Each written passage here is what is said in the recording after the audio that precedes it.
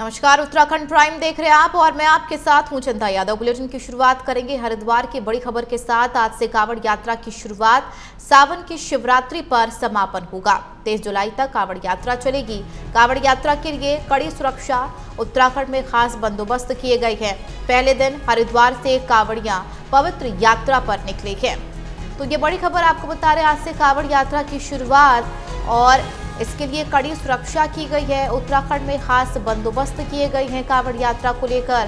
पहले दिन हरिद्वार से कांवड़िए पवित्र यात्रा पर निकले हैं और आज से कांवड़ यात्रा की शुरुआत हुई है। सावन की शिवरात्रि पर कांवड़ यात्रा की समापन भी होगी और 23 जुलाई तक कांवड़ यात्रा चलेगी। तो ये पवित्र यात्रा और इस यात्रा को लेकर तमाम तैयारियां की गई हैं। सुरक्षा को लेकर भी व्यवस्थाएं पहले से की है। सरकार अलर्ट है, कई बड़े फैसले लिए गए हैं, निर्देश भी दिए गए हैं और साथ ही पुलिस प्रशासन की भी तैनाती है ताकि कांवड़ियों को किसी भी तरीके की परेशानियों का सामना न करना पड़े। आस्था, पवित्रता का ये पर्व है। ऐसे में कांवड़ यात्रा की आज से शुरुआत हुई है। कांवड़िए अपने घरों से निकले हैं गंगा जल लेने के लिए और पहले दिन हरिद्वार से कांवड़िए पवित्र यात्रा पर निकले हैं। ऐसे में तमाम तैयारियां चाक चौबंद की गई है। सावन की शिवरात्रि पर कांवड़ यात्रा का समापन होगा। 23 जुलाई तक कांवड़ यात्रा चलेगी और यही वजह है कि तमाम जगहों पर चप्पे चप्पे पर निगरानी की जा रही है। सीसीटीवी कैमरे तमाम जगहों पर लगाए गए हैं। कंट्रोल रूम भी बनाया गया है ताकि कांवड़ियों पर नजर रखी जा सके और अगर कैसी भी अवैध गतिविधियां दिखती हैं तो तुरंत उस पर कार्रवाई हो सके। तो सरकार ने कांवड़ यात्रा की शुरुआत होने से पहले ही निर्देश तमाम तरीके के दिए कि ढाबे मालिक हो या फिर दुकान मालिक हो, उनको अपना नाम लिखना अनिवार्य होगा। उन्हें बारकोड भी दिया गया है जिसे स्कैन करके पहचान हो सकेगी कि वहां पर ये दुकान किसका है, ढाबा किसका है। और ऐसे में सरकार पूरी तरीके से अलर्ट है। स्वच्छता का भी पूरा ध्यान रखा गया है।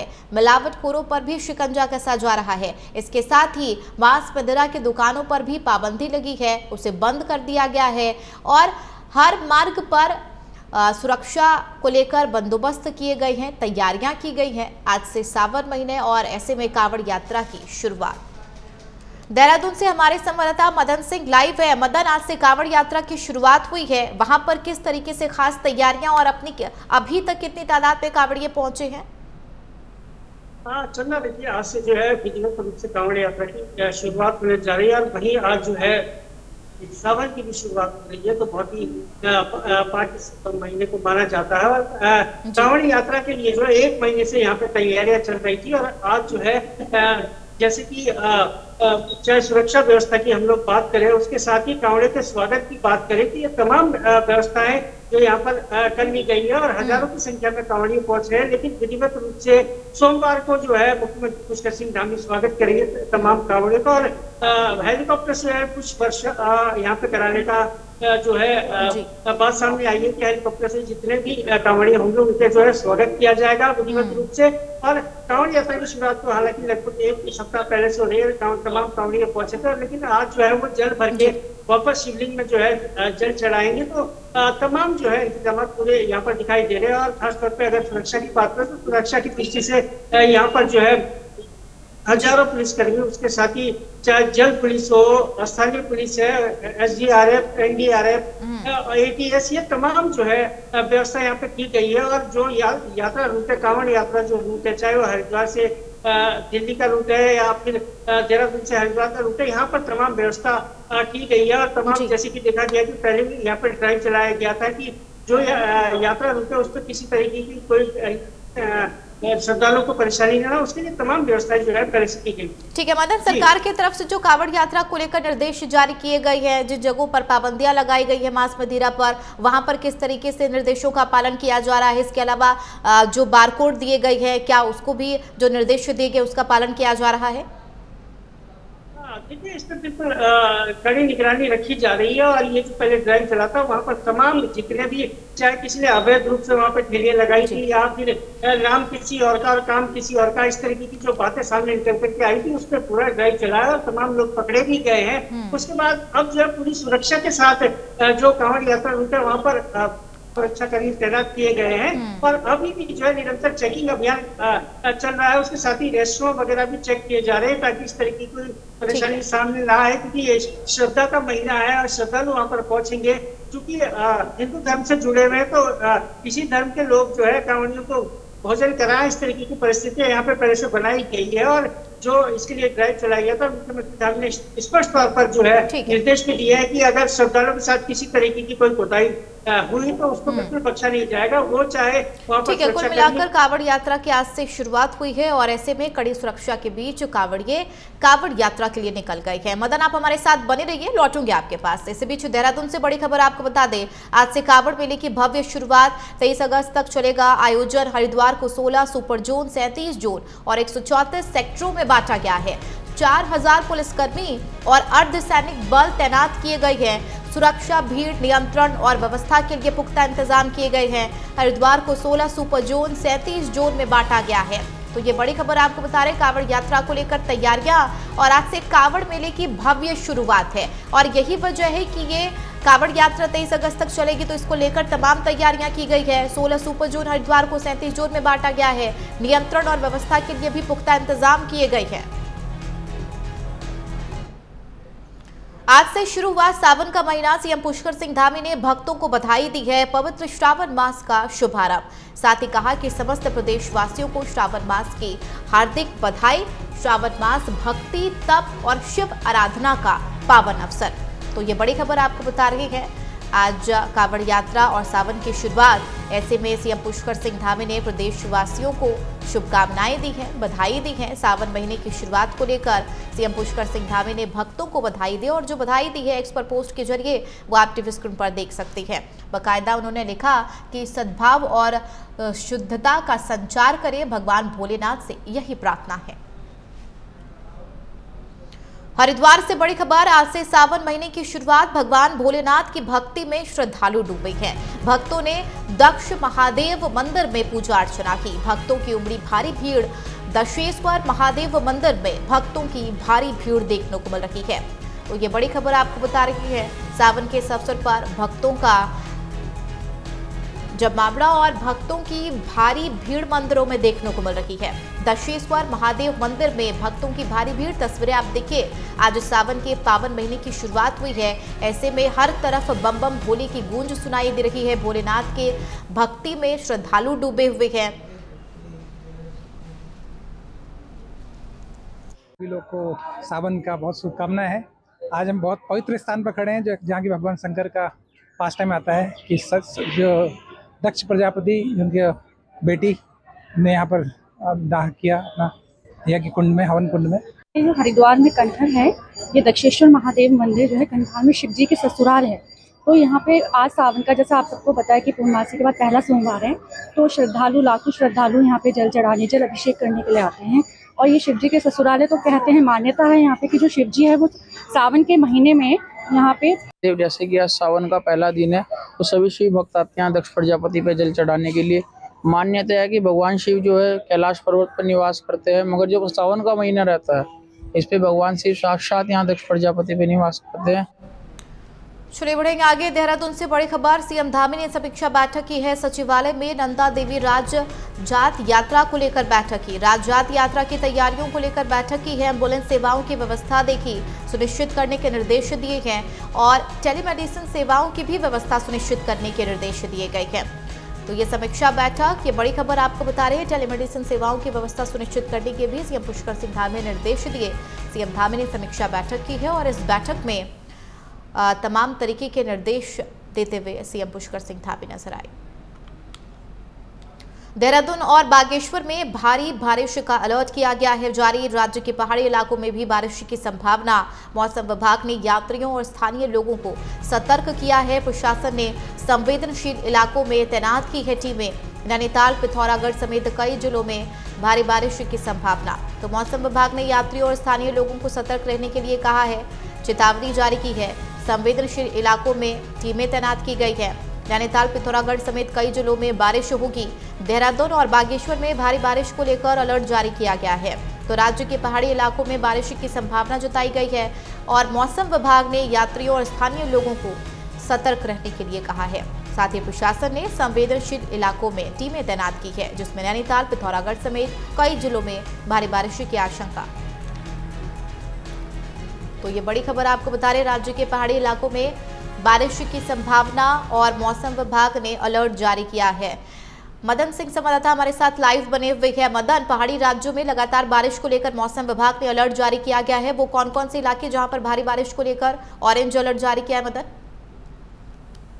चंदा देखिए, निरंतर जो है एक सप्ताह से बरसात हो रही है और जम के बरसात हो रही है। पहाड़ों में खासतौर पर ज्यादा बरसात हो रही है और अभी हमने पिछले देखा कि कई जगह जो है पहाड़ी क्षेत्रों में अलर्ट जारी किया गया था। लेकिन आज की अगर मैं बात करूँ तो आज जो है देहरादून है, उसके साथ ही चंपावत और पिथौरागढ़, नैनीताल, ये ऐसे जिले हैं जहां पर भी भारी से भारी बारिश हो सकती है और जिसके लिए रेड अलर्ट भी जारी किया गया है। और ये भी बताया गया है मौसम विभाग द्वारा कि पूरे प्रदेश में जो है हल्की फुल्की बारिश हो सकती है, लेकिन इन 4 जिलों में ज्यादा बारिश हो सकती है। इसलिए पूरी तरीके से अलर्ट रहने के आदेश जो है दिए गए हैं। और कृष्ण सिंह धामी ने सीधे तौर पर कहा है कि जहाँ पर भी जिस तरीके की परिस्थितियां उससे निपटने के लिए पूरी तरीके से तैयार रहे। चारधाम यात्रा चल रही है और उसके साथ ही आज से कांवड़ मेले की शुरुआत हो गई है, क्योंकि जब पहाड़ी जिलों में अधिक बरसात होती है तो कहीं ना कहीं पानी भी मैदानी क्षेत्र में आता है और वहां पर भी जल भराव और उसके साथ ही जो है नदियां जब उफान पर रहती है तो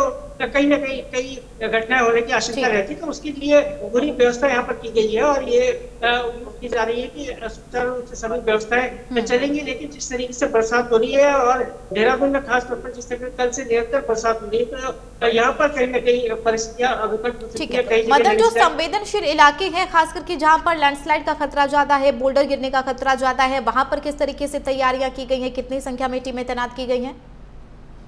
चंदा देखिए, एक महीने से जब भी बरसात का सीजन शुरू होता है उससे पहले ही सारी तैयारियां कर दी जाती है और लैंडस्लाइड जो जोन है वहां पर पहले से ही जो है चिन्हित किए जा चुके हैं। वहां पर पूरी मशीनरी पहले से पहुंच चुकी है। पीडब्ल्यूडी विभाग पूरी तैयारी के साथ वहां पर तैनात है और उसके साथ ही मुख्यमंत्री कृष्ण सिंह धामी ने सीधे तौर पर आदेश दिए हैं कि जहां पर भी परिस्थितियां बिगड़ती है उसके लिए पहले से ही पूरी तैयारी होनी चाहिए और वो तैयारियां चल भी रही है। जैसे कि हमने देखा कि विगत दिनों में जगह जगह लैंडस्लाइड हुए और जगह जगह सड़कें टूटी, उसके साथ ही मलबा आने की तमाम घटनाएं हुई, लेकिन कहीं ना कहीं पूरी तरीके से परिस्थिति को संभाला गया है और जो भी इंतजाम किए गए वो कहीं ना कहीं पुख्ता दिखाई दे रहे हैं। और आगे भी चूंकि अभी पूरा महीना बरसात होनी है तो पहले से ही सारी व्यवस्था की जा चुकी है। और जो खास तौर पर विशेष तौर पर ऐसे क्षेत्र जहाँ पर की लैंडस्लाइड की घटना या अधिक दुर्घटना क्षेत्र है वहाँ पर जो है पहले से व्यवस्था सारी की जाए। चलिए मदन, बहुत शुक्रिया इस खबर पर जानकारी साझा करने के लिए। खबरों में बढ़ेंगे आगे। खबर रुड़की से, जहां से कांवड़ यात्रा की शुरुआत हुई है, वहीं शिव भक्तों का हरिद्वार से जल लेकर अपने अपने गंतव्य को जाने का सिलसिला शुरू हो चुका।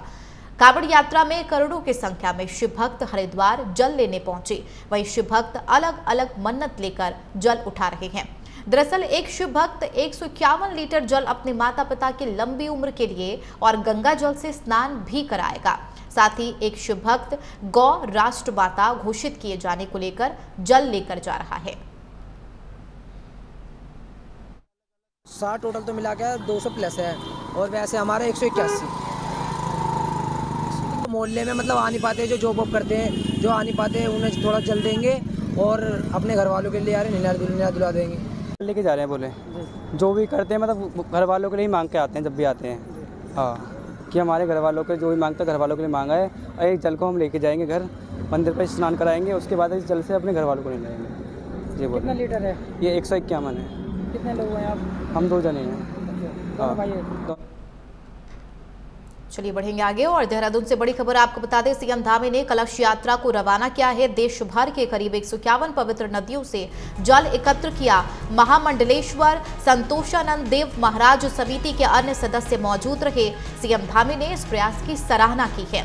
सीएम धामी ने हरी झंडी दिखाई और कुशीनगर में भगवान सूर्य का जलाभिषेक होगा। तो ये बड़ी खबर और तस्वीरें टीवी स्क्रीन पर। सीएम धामी ने इस प्रयास की सराहना की है और कलश यात्रा को रवाना किया, हरी झंडी दिखाई सीएम पुष्कर सिंह धामी ने। काम है और सच में बड़ी अद्भुत परिकल्पना है कि हमारी सभी प्रमुख नदियों का जल यहाँ से देवभूमि से सूर्य भूमि की ओर प्रस्थान कर रहा है और ये बहुत बड़ा पुण्य का कारण बनेगा। मैं सभी जो इस भक्ति के काम में, श्रद्धा के काम में, आस्था के काम में सनातन के काम में लगे हैं, सबको जोड़ने का संकल्प लेकर आगे बढ़ रहे हैं, सबकी भलाई के लिए, सबके उत्थान के लिए और देश की तरक्की के लिए काम कर रहे हैं श्री विनय राय जी और उनकी पूरी टीम, पूज्य महाराज जी। मैं सभी टीम वालों को सबको बहुत बधाई। इसी बीच बड़ी खबर आपको बता दें, विश्व जनसंख्या दिवस पर सीएम पुष्कर सिंह धामी का पोस्ट, बढ़ती जनसंख्या जीवन की गुणवत्ता को प्रभावित करती है। कहा कि जनसंख्या नियंत्रण और परिवार नियोजन के महत्व को समझें, साथ ही सशक्त राष्ट्र निर्माण में अपनी भूमिका निभाएं। तो ये बड़ी खबर आपको बता रहे हैं और सीएम पुष्कर सिंह धामी का आप विश्व जनसंख्या दिवस पर पोस्ट देख सकते हैं। और पोस्ट में सीएम पुष्कर सिंह धामी ने कहा कि बढ़ती जनसंख्या के साथ दुष्परिणामों और परिवार नियोजन के प्रति लोगों को जागरूक कर राष्ट्र विकास में अपना योगदान देना चाहिए।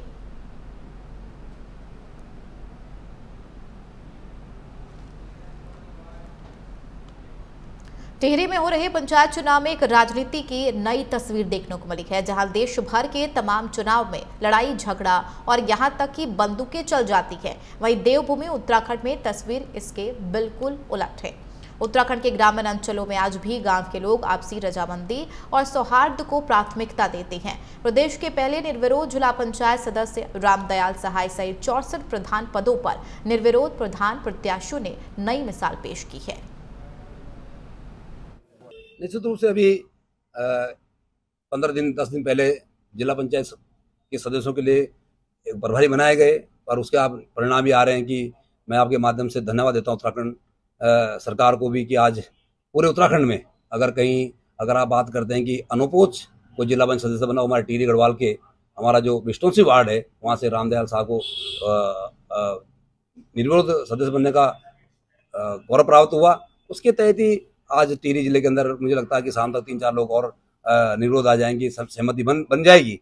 और उसके बाद आज कल ब्लॉक प्रमुख के प्रभारी की सूची तैयार हुई और निश्चित रूप से पूरे उत्तराखंड में पंचायतों में भारतीय जनता पार्टी सरकार के प्रति मोदी जी के कामों पे, धामी जी की माननीय मुख्यमंत्री जी के कामों पे लोग मोहर लगा रहे हैं। और निश्चित उधर केछा विधानसभा क्षेत्र के अंतर्गत जिला पंचायत सदस्य के पद को लेकर कांग्रेस और बीजेपी ने पूरी ताकत झोंक दी है। जहां सीट पर कांग्रेस के विधायक तिलक राज बेहड़, वहीं पूर्व विधायक राजेश शुक्ला की साख दांव पर लगी है।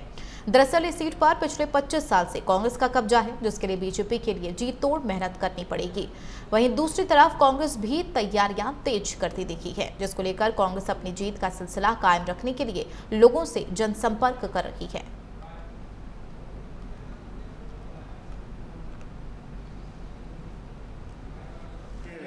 जो हमारी ये तीसरी बैठक थी जिला पंचायत की, जिसमें नजीबाबाद, घोराडाम, काचर, बब्बर, कुछ पार्ट गाँव का भी आता है। इन सभी क्षेत्रों से भारतीय जनता पार्टी के सम्मानित कार्यकर्ताओं के द्वारा आज एक बैठक हुई है और उसमें दिशा निर्देश तय हुए हैं कि किन कार्यकर्ताओं की जिम्मेदारी कहाँ लगाई जाएगी, जिससे कि चुनाव को जिम्मेदारी से लड़ा जाए, जीत के लिए लड़ा जाए। और जो 25 साल का वनवास भारतीय जनता पार्टी का इस सीट पे है। चुनाव चल रहा है। मेरे विधानसभा क्षेत्र में 4 क्षेत्र हैं, जिसमें से एक बहुत महत्वपूर्ण क्षेत्र जो एससी सीट का क्षेत्र है 16 प्रतापगढ़। यहाँ से जितेंद्र गौतम जी जो हमारे क्षेत्र पंचायत सदस्य हैं अभी अब तक, उन्हीं को पार्टी ने प्रत्याशी बनाया है। हमारे भाजपा के मंडल महामंत्री हैं और हमने 3 सेक्टरों में इस क्षेत्र को बांटा है और तीनों सेक्टरों कार्यकर्ताओं की अलग अलग बैठक करी। आज हमने जो पूर्वी सेक्टर है, जिसको हम घोराडाम नजीबाबाद सेक्टर बोलते हैं, उस सेक्टर के 3 ग्राम सभाएं हैं उसमें और कई मजरे हैं, उनकी हमने एक बैठक आज ली है। सभी हमारे महत्वपूर्ण कार्यकर्ता, हमारे शक्ति केंद्र के संयोजक, हमारे बूथ के अध्यक्ष। खबर देहरादून से, जहां उत्तराखंड को आपदा सुरक्षा और राहत के लिए केंद्र सरकार से मिले 455 करोड़ रुपए को लेकर बीजेपी प्रदेश प्रवक्ता हनी पाठक ने बयान दिया है। उन्होंने कहा कि केंद्र और राज्य सरकार मिलकर राज्य के विकास और आपदा प्रबंधन में लगातार सक्रिय है। इसके अलावा उन्होंने इसे डबल इंजन सरकार की प्रतिबद्धता का प्रमाण बताया। साथ ही कहा कि प्रधानमंत्री नरेंद्र मोदी का उत्तराखंड के प्रति विशेष स्नेह रहा है और हर परिस्थिति में राज्य को प्राथमिकता दी जाती रही है। साथ ही उन्होंने कहा कि आपदा की चुनौती से निपटने के लिए यह बजट बेहद महत्वपूर्ण साबित होगा। लगातार समय समय पर केंद्र सरकार हमें हर तरीके से हर संभव मदद करती है। उससे कहा जा सकता है कि उत्तराखंड को लेकर जो हमारे यशस्वी प्रधानमंत्री श्री नरेंद्र मोदी जी ने कहा था कि उनका विशेष लगाव है, वो समय समय पर दिखाई देता है। इस आपदा की घड़ी में जिस प्रकार से भूस्खलन इतनी तेजी से हो रहा है, उन सब चीजों को देखते हुए तुरंत केंद्र सरकार ने इस मामले का संज्ञान लिया है और केंद्र सरकार ने राज्य सरकार को जिस प्रकार से 455 करोड़ की सौगात दी है, वो काबिले तारीफ है। ये कहा जा सकता है कि उत्तराखंड के प्रति जो उनका लगाव है, जो जनता में किसी भी प्रकार से आपदा और विपत्ति आती है तो केंद्र एकदम खड़ा रहता है और डबल इंजन सरकार की यही सबसे बड़ी खासियत है। खबरों में बढ़ेंगे आगे। देहरादून में सीएम धामी ने सनातन धर्म की आड़ में ठगी और लोगों की भावनाओं से खिलवाड़ करने के खिलाफ ऑपरेशन काले नेमी शुरू करने के लिए अधिकारियों को सख्त निर्देश दिए हैं, जिसके तहत बीजेपी प्रदेश प्रवक्ता हनी पाठक ने इसे एक सराहनीय कदम बताया, जिसको लेकर उन्होंने कहा कि अभियान उत्तराखंड में उन असामाजिक तत्वों पर लगाम लगाने के लिए जरूरी है जो साधु संतों का वेश धारण कर आमजन विशेषकर महिलाओं को ठगने का प्रयास करते हैं। साथ ही कहा कि इस ऑपरेशन के जरिए ऐसे तत्वों को चिन्हित कर उनके खिलाफ सख्त कार्रवाई की जाएगी, जिससे सनातन धर्म की परंपरा और संत समाज की गरिमा की रक्षा सुनिश्चित हो सकेगी।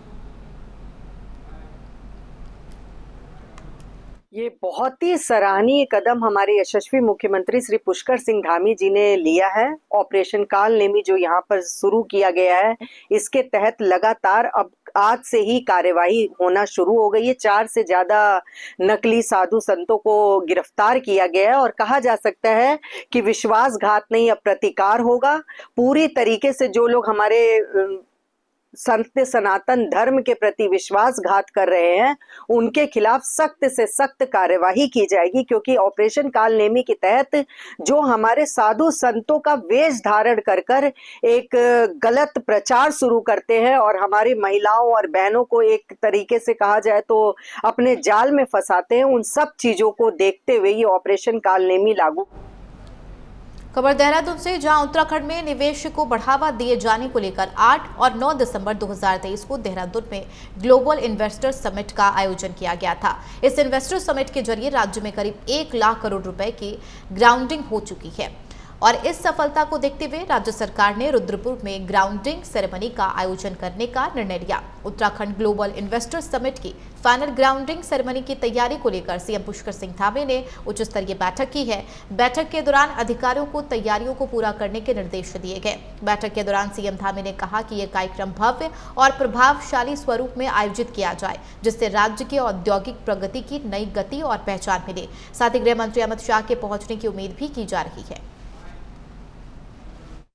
देखिए, ये हमारी दिसंबर 8 और 9 2023 में ग्लोबल इन्वेस्टर समिट का आयोजन हुआ था, जिसमें 3,56,000 करोड़ के एमओयू साइन हुए थे और अब तक इसमें 2 ग्राउंड ब्रेकिंग सेरेमनी हो चुकी है।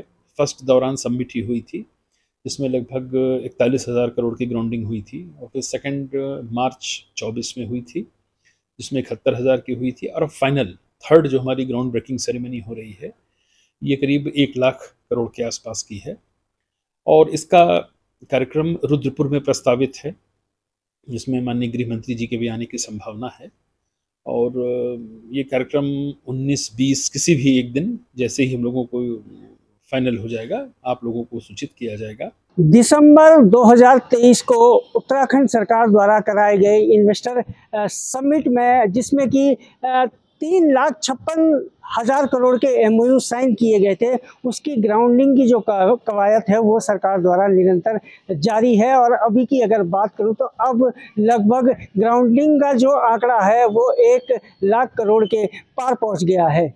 मैं आपको बता दूं कि उत्तराखंड सरकार ने ये दावा किया था कि इस बार जो है जो भी एमओयू साइन हुए हैं उसको ग्राउंड में उतारा जाएगा और उसकी ग्राउंडिंग के लिए निरंतर प्रयास किए गए और मुख्यमंत्री पुष्कर सिंह धामी ने उसी समय ये वादा किया था कि इस बार जो है पूरी तरीके से इसकी ग्राउंडिंग की जाएगी और इसको धरातल पर उतारा जाएगा। वो कवायद कहीं ना कहीं अब फलीभूत होने लगी है, जिसमें कि अब 1 करोड़ लगभग 1 लाख करोड़ के आसपास ग्राउंडिंग हो चुकी है और इसके लिए एक भव्य कार्यक्रम का आयोजन उत्तराखंड में किया जा रहा है।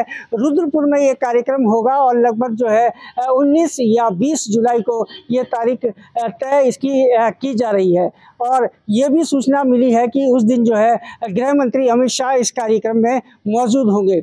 उसके साथ ही उद्योग विभाग द्वारा ये भी दावे किए जा रहे हैं कि इन्वेस्टर समिट से बहुत फ़ायदा उत्तराखंड सरकार को हुआ है। उत्तराखंड सरकार को ही नहीं बल्कि जो बेरोजगार है उनको भी इससे बहुत फ़ायदा मिला है और उसी का यही कारण है कि अब कहीं ना कहीं जो बेरोजगारी की जो दर है वो 4% कम हो गई है। बहरहाल ये कार्यक्रम जब होगा और इसके सही आंकड़े और पूरे आंकड़े जब प्रस्तुत होंगे तब पता चलेगा कि आखिर कितना इस इन्वेस्टर समिट से फ़ायदा हुआ है और बेरोजगारी की जो दर है वो कितनी घटी है। अपने सहयोगी राहुल के साथ मदन सिंह, प्राइम न्यूज़, देहरादून।